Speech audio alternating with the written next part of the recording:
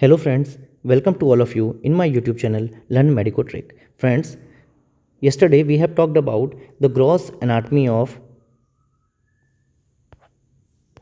testis, ठीक है, दिया ब्लड सप्लाई एंड दिया लिम्फेटिक सप्लाई. तो जस्ट क्विक रिकैप करेंगे, फटाफट आपको ध्यान देना है. नंबर 1 हम बात करेंगे सेमिनिफेरस ट्यूब्यूल्स. हमने बताया था कि द प्रोसेस ऑफ स्पर्मेटोजेनेसिस, ठीक है. एपिडेडिमिस मैंने आपको बता दिया था कि यहाँ पर कलेक्शन होता है स्पर्म सेल्स का जो ग्रोथ और मैचुरेशन में जाती हैं, ठीक है. ये जो थ्रेड लाइक स्ट्रक्चर्स आप देख रहे हैं दैट इज रेटी टेस्टिस. इसका काम होता है सेमिनिफेरस ट्यूब्यूल से स्पर्म सेल्स को एपिडेडिमिस तक पहुंचाना, ठीक. उसके बाद मैंने बताया था आपको एपिडेडिमिस क्लियर कर दिया और ये कंटिन्यूएशन हो रहा है एपिडेडिमिस के बाद और बना रहा है वास्ट डिफरेंसेस, ठीक है. ये एपिडेडिमिस का हेड है, ये बॉडी हो गई, ठीक है, और नीचे टेल हो गया, क्लियर. उसके बाद मैंने आपको बताया था कि कवरिंग कौन कौन सी हैं, ठीक है. तो पहला जो टेस्टिस के बाहर कैप्सुलर रीजन है, ठीक है, दैट इज कॉल्ड ट्यूनिका एल्बुजिना, ठीक है. ट्यूनिका एल्बुजिना ये क्या करता है, ब्लड टेस्टिस बैरियर बनाता है. ब्लड टेस्टिस बैरियर, इसका काम होता है ब्लड टेस्टिस बैरियर का, ठीक है. और उसके बाहर की जो कवरिंग है नेक्स्ट ट्यूनिका एल्बुजिना के बाहर की, उसको बोलते हैं ट्यूनिका वेजिनैलिस, ठीक है. इसी ट्यूनिका एल्बुजिना और वेजिनैलिस के बीच में जो हॉलो स्ट्रक्चर होता है उसको हम बोलते हैं सैक. और इस सैक में जब फ्लूइड का कलेक्शन होता है, ठीक है, तो दैट इज कॉल्ड हाइड्रोसील. अभी इसको हम आगे पढ़ेंगे, ठीक है. तो that is the gross anatomy of testicular region, ठीक है. फिर हम बात करते हैं इसके ब्लड सप्लाई की. तो ब्लड सप्लाई मैंने कल आपको बता दी थी कि जो आर्टेरियल सप्लाई है, ठीक है, वो है गोनेडल आर्टरी, और जो वीनस सप्लाई है वो गोनेडल वेन, ठीक है. और आर्टेरियल सप्लाई कंटिन्यूएशन है एब्डोमिनल एओर्टा. और वेन के लिए मैंने बताया कि जो राइट साइड की वेन और लेफ्ट साइड की, तो राइट साइड की जो गोनेडल वेन है it drains it's secretion into inferior vena cava, while left side की जो वेन है वो सिक्रेशन ड्रेन करती है रीनल वेन में, क्लियर. उसके बाद ये क्लियर करने के बाद मैंने आपको कहा था लिम्फ नोड के बारे में, ठीक है. तो लिम्फ नोड के लिए जो राइट साइड के लिम्फ नोड है और लेफ्ट साइड के लिम्फ नोड है, तो लेफ्ट साइड के लिम्फ नोड जो होंगे ये आईवीसी है, इसके बगल में एओर्टा है, ठीक है, डिसेंडिंग एओर्टा. तो लाई करते हैं एओर्टा के जस्ट बियॉन्ड यानी बगल में है, तो ठीक है. तो para aortic lymph node, left side para aortic lymph node. और जो राइट साइड का है वो इंफीरियर वेना कावा और एओर्टा के बीच में लाई करते हैं यानी एओर्टो और केवल. तो एओर्टो केवल, तो इंटर एओर्टो केवल lymph node, right side by inter एओर्टो केवल lymph node, left side by para aortic lymph node, clear. अब हम बात करते हैं हाइड्रोसील के बारे में. नाउ व्हाट इज हाइड्रोसील, ठीक है, कलेक्शन ऑफ एक्सेसिव फ्लूइड. हमें याद रखना है कि एक्सेसिव फ्लूइड जनरली क्या होता है, टेस्टिकल्स थे, इसके बाहर जो लेयर थी दैट इज ट्यूनिका एल्बुजिना, और उसके बाहर की जो कवरिंग थी दैट इज ट्यूनिका वेजिनैलिस. इसके बीच में सैक बन रहा था, यहाँ पर फ्लूइड का अगर कलेक्शन हो रहा है तो that is called hydrocele, okay. और फ्लूइड कैसा, एक्सेसिव फ्लूइड का डिपोजिशन. जनरली फ्लूइड निकलता रहता है पर वो एब्जॉर्ब भी होता है, ठीक है. अगर एक्सेसिव फ्लूइड का एक्यूमुलेशन यहाँ पर हो जाए तो दैट इज कॉल्ड हाइड्रोसील. तो excessive fluid deposition in tunica vaginalis sac, clear हो गया. अब नाउ कॉजेज दो सकते हैं, primary and secondary. Primary cause का मतलब है increased secretion but decreased reabsorption. अगर सिक्रेशन ज़्यादा हो रहा है, टेस्टिकुलर रीजन है ट्यूनिका एल्बुजिना और ट्यूनिका वेजिनैलिस, सिक्रेशन अगर ज़्यादा हो रहा है पर एब्जॉर्प्शन वापस नहीं हो रहा है, तो इससे क्या होगा, हाइपर एक्यूमुलेशन हो जाएगा, हाइपर एक्यूमुलेशन, जिस वजह से प्राइमरी हाइड्रोसील कॉज होगा. Since the cause of hydrocele is unknown, cause of hydrocele is unknown, that's why it is also called idiopathic hydrocele. Okay, 2 point clear, primary और idiopathic. इसको क्यों कहा प्राइमरी? इसलिए क्योंकि इंक्रीज्ड सिक्रेशन है, decreased absorption है, जिस वजह से हाइपर एक्यूमुलेशन हो गया और हाइड्रोसील बन गया। Cause is unknown, that's why it is called idiopathic. Now secondary जो है, सेकेंडरी के लिए आपको क्या क्या याद रखना है? सेकेंडरी के लिए आपको याद रखना है 3T, that is trauma, tumour and torsion. ये 3T अगर प्रेजेंट है, ठीक है, along with infection and radiotherapy. Radiotherapy अगर इन सब की वजह से अगर हाइड्रोसील कॉज हो रहा है, that is called secondary hydrocele. In causes की वजह से क्या होगा? इन्फ्लामेशन ऑफ ट्यूनिका वेजिनलिस, उस वजह से हाइपर सिक्रेशन होगा, हाइपर सिक्रेशन हो जाएगा। अगर ये ट्यूनिका वेजिनलिस की लेयर इन्फ्लेम्ड करेगी तो हाइपर सिक्रेशन होगा, तो ये भी हाइड्रोसील बना देगा, ठीक है। और इसके कॉजेस क्या आते हैं? 3T, ट्यूमर, ट्रॉमा, ट्यूमर और टॉर्शन अलॉन्ग विथ इन्फेक्शन और रेडियोथेरेपी। अब इसमें जो फ्लूइड का एक्यूमुलेशन है वो कैसा फ्लूइड होगा? टर्बिड फ्लूइड होगा, टर्बिड फ्लूइड, क्योंकि इसमें इन्फेक्शंस भी हैं, ठीक है, तो टर्बिड फ्लूइड होगा। तो टर्बिड फ्लूइड होगा। तो ट्रांस इल्यूमिनेंसी की अगर हम बात करें, ट्रांस इल्यूमिनेंसी, जब हम उस पर टॉर्च की लाइट डालेंगे तो वो कैसी होगी? नेगेटिव होगी। टॉर्च की लाइट आर पार नहीं जा पाएगी, क्योंकि वहाँ पर फ्लूइड जो है वो टर्बिड फ्लूइड है। वहीं अगर हम प्राइमरी की बात करेंगे तो वहाँ पर क्लियर फ्लूइड होगा, क्लियर फ्लूइड होगा। तो ट्रांस इल्यूमिनेंसी कैसी होगी? पॉजिटिव होगी, लाइट आर पार जा सकती है, ठीक है। तो ये पॉइंट्स आपको याद रखने हैं जो मैंने आपको बताया, कॉजेस और व्हाट इज हाइड्रोसील। क्लियर? अब चलते हैं नेक्स्ट। अब हम बात करेंगे क्लासिफिकेशन की। तो क्लासिफिकेशन की जब हम बात करेंगे तो इतना हमें जानना है कि ड्यूरिंग गेस्टेशनल पीरियड, मान लीजिए पेरिटोनियल लेयर है और रेट्रोपेरिटोनियल ऑर्गन होता है टेस्टिस, धीरे धीरे ये डिसेंड करता है, ठीक है, और ये अटैच रहता है गेस्टेशनल पीरियड में, ठीक, गोवर्नाकुलम के द्वारा स्कोटरल कैविटी के साथ। धीरे धीरे क्या होता है? जब गोवर्नाकुलम कॉन्ट्रैक्ट करता है तो डिसेंड होता है टेस्टिस इन स्कोटरल कैविटी में, ठीक है। और बाद में कैसे हो जाता है? ये मान लीजिए पेरिटोनियल लेयर है, ठीक, इसके अंदर आपके एब्डोमिनल कंटेंट है, मान लीजिए इंटेस्टाइन का रीजन है, तो ये धीरे धीरे जो है पेरिटोनियम भी डाउनवर्ड आती है और जाके अटैच हो जाती है टेस्टिकुलर रीजन के साथ। ये गोवर्नाकुलम रेमिनेंट हो गया और यही पेरिटोनियम की लेयर जब धीरे धीरे डिसेंट हुआ नीचे की तरफ, गोवर्नाकुलम खिसता चला गया और स्मॉलर रह गया और पेरिटोनियल कैविटी भी इसके साथ अटैच हो गई, ठीक है। तो इस कैविटी को बोलते हैं प्रोसेस, जो पेटेंट प्रोसेस वेजिनलिस, पेटेंट प्रोसेस वेजिनलिस। जो पेरिटोनियल कैविटी डाउनवर्ड आई उसको बोलते हैं पेटेंट प्रोसेस वेजिनलिस, और जब ये अटैच होती है टेस्टिकुलर पार्ट से तो उसको बोलते हैं ट्यूनिका वेजिनलिस, ट्यूनिका वेजिनलिस। इतना आपको ध्यान रखना है, ठीक। तो ये गेस्टेशनल डेवलपमेंट आप समझ गए, ठीक है, यानी ये टेस्टिकुलर रीजन हो गया, टेस्टिकुलर रीजन के पास स्लाइटर गोवर्नाकुलम हो गया और ये पेरिटोनियल कैविटी का कंटिन्यूएशन हो गया, ठीक है, और ये अंदर इंटेस्टाइनल कंटेंट हो गए, ठीक है। ये हो गया प्रोसेस वेजिनलिस और ये हो गया ट्यूनिका वेजिनलिस, ठीक है। अब जो ओपनिंग प्रोसेस वेजिनलिस की होती है ये ऑब्लिटरेटेड होती है, मतलब एकदम चिपकी हुई रहती है, बहुत छोटी ओपनिंग रहती है, जिस वजह से एब्डोमिनल कंटेंट यहाँ से नीचे नहीं आ पाते, ठीक है। बट अगर यहाँ पर फ्लूइड आ जाए, ठीक है, तो इसको हम बोल देंगे हाइड्रोसील। अगर फ्लूइड का एक्यूमुलेशन हो सकता है तो उसको बोलते हैं हाइड्रोसील। अगर फ्लूइड, वैसे पूरी कैविटी ऑब्लिटरेटेड होती है, बट अगर फ्लूइड यहाँ पर कलेक्ट हो जाए तो इसको बोलेंगे हाइड्रोसील। पर यहीं से अगर एब्डोमिनल कंटेंट आ जाए तो उसको बोलेंगे हर्निएशन। क्या बोलेंगे? हर्निएशन। तो ये 2 पॉइंट हमें ध्यान रखना है, ठीक है। अब हम क्लासिफिकेशन को इजीली समझ जाएंगे। यहाँ आप देख रहे हैं पहला जो most common type of hydrocele है that is called vaginal hydrocele, इसको हम बोलते हैं most common type of hydrocele. यहाँ पर क्या है कि जो ट्यूनिका वेजिनलिस है, जो सेक आप देख रहे हैं जस्ट बियॉन्ड टेस्टिस, ठीक है, यही इन्फ्लेम्ड है, बाकी ऊपर जो है पेटेंट प्रोसेस वेजिनलिस है, प्रोसेस वेजिनलिस है, तो इसको हम बोलते हैं वेजाइनल हाइड्रोसील। जब टेस्टिस के साथ लगी हुई जो ट्यूनिका वेजिनलिस है वही जो है उसमें ही फ्लूइड भरे तो बाकी पेटेंट रहे प्रोसेस वेजिनलिस, तो उसको हम बोलते हैं वेजाइनल हाइड्रोसील, ठीक। नंबर 1 ये मोस्ट कॉमन टाइप है।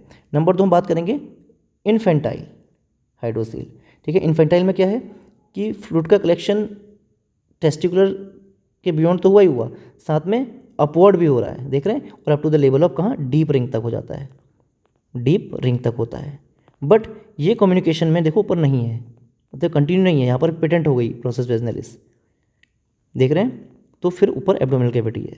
तो ये जो कम्युनिकेशन बनेगी तो इसको हम बोलते हैं non communicating hydrocele, non communicating hydrocele, hydrocele, clear. वहीं अगर हम कंजेनाइटल हाइड्रोसील की बात करें तो देख रहे हैं ये कंटिन्यूएशन है पूरा ऊपर एब्डोमिनल कैविटी तक, ठीक है, कंटिन्यूएशन है यानी कम्युनिकेशन है, तो उसको बोलेंगे कम्युनिकेटिंग हाइड्रोसील, कम्युनिकेटिंग हाइड्रोसील, ठीक है। तो ये 3 पॉइंट हो गए। और लास्ट में बात करते हैं एक पॉइंट और इंसिस्टेड हाइड्रोसील की, और इसी को हम बोलते हैं हाइड्रोसील ऑफ द कॉर्ड।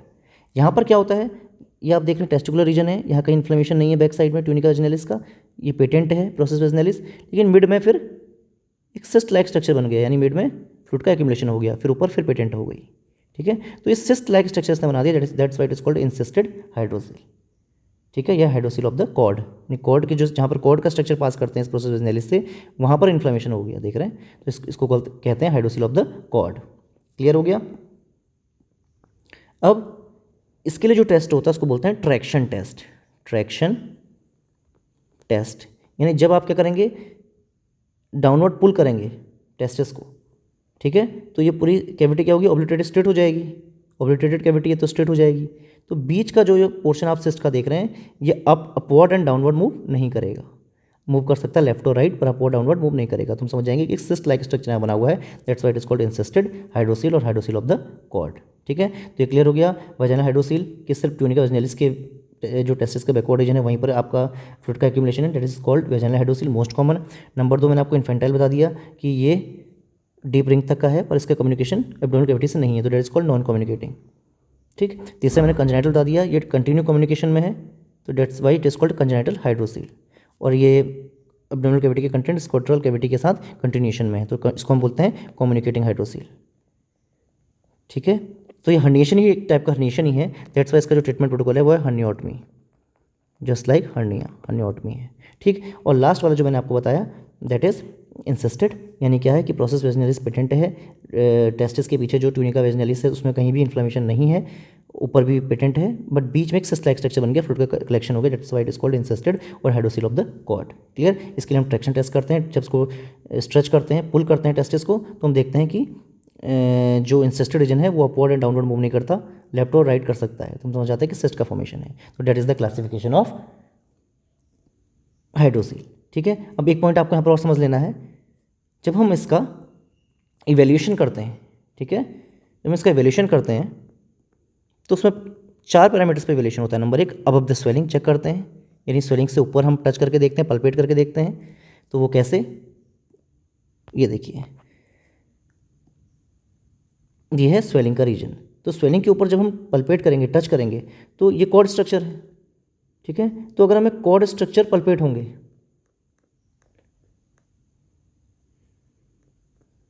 ठीक है, अगर कॉर्ड स्ट्रक्चर पल्पेट हो रहे हैं और कुछ पल्पेट नहीं हो रहा तो हम समझ जाएंगे कि दैट इज हाइड्रोसील, ठीक है। लेकिन अगर कॉर्ड स्ट्रक्चर्स के अलावा हमें कुछ और फील हो रहा है और पल्पेट हो रहा है तो दैट इज कॉल्ड हर्निया। क्यों? क्योंकि हर्निया में जो होंगे एब्डोमिनल कंटेंट डाउनवर्ड प्रोट्रूड कर जाते हैं, तो हमें कंटेंट तो फील होंगे पर कॉर्ड स्ट्रक्चर उतना अच्छे से फील नहीं होगा, that's why it is called hernia.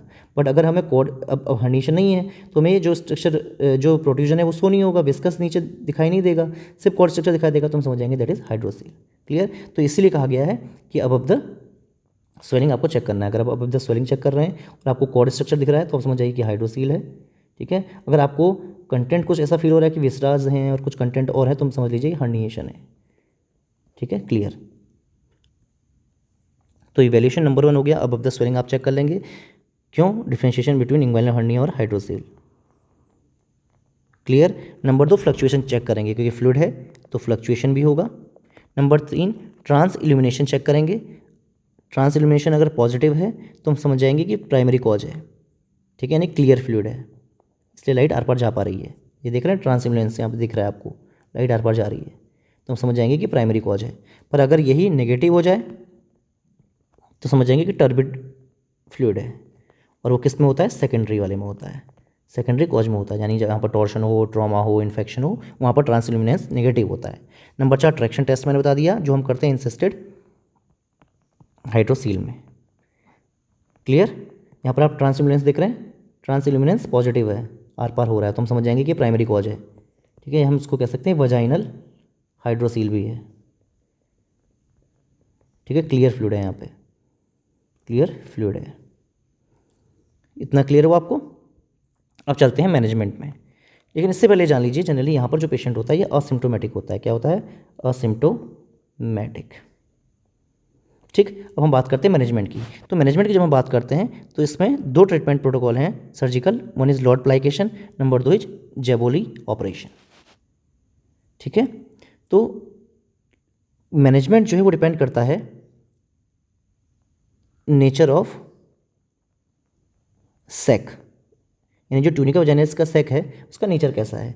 अगर वो थिन वॉल्ड है, थिन वॉल्ड है मतलब ये टेस्टिकुलर रीजन है, ठीक है, अगर वो थिन वॉल्ड है, ठीक है, तो इसको हम क्या कर सकते हैं? कॉन्ट्रैक्ट कर सकते हैं।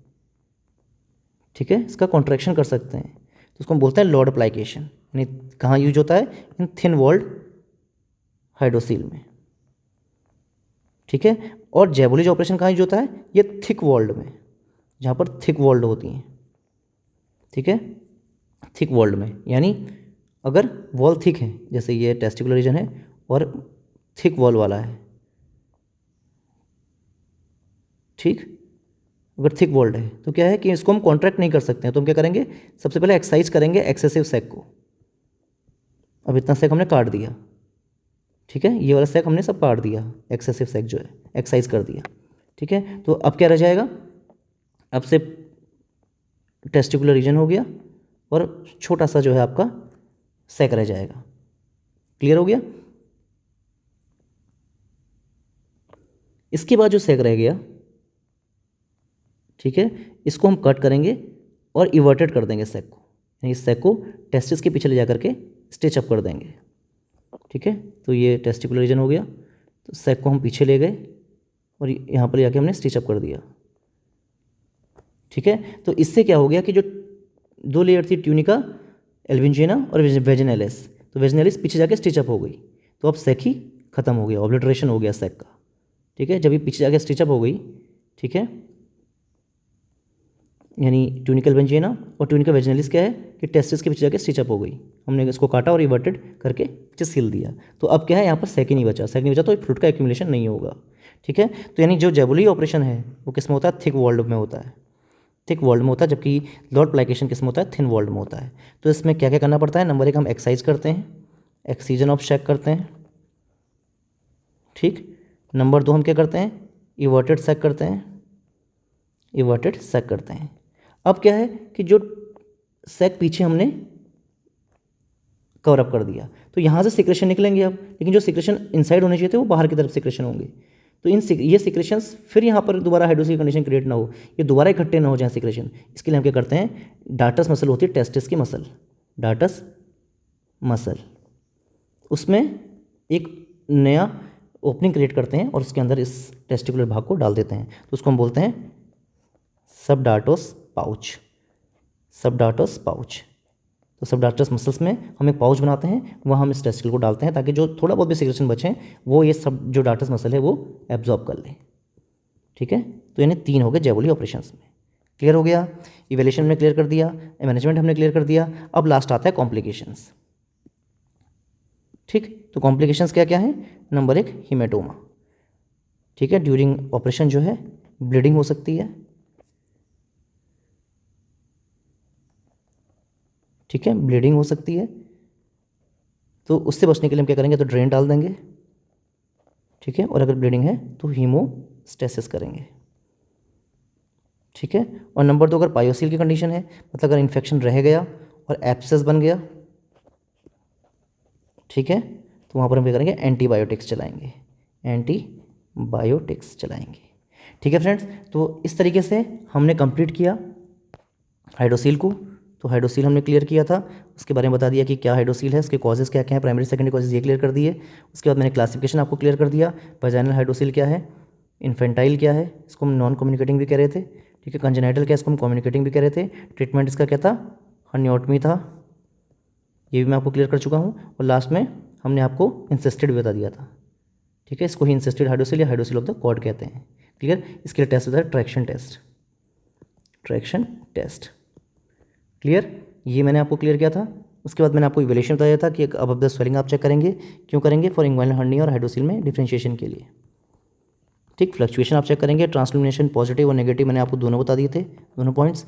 ट्रैक्शन टेस्ट बताया था इंसिस्टेड की कंडीशन में, क्लियर। मैनेजमेंट आपको बता दें, lord plication for thin walled hydrocele and jaboulay operation for thick walled,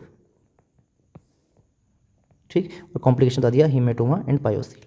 तो इस तरीके से हमारा हाइड्रोसिल कंप्लीट होता है, ठीक है।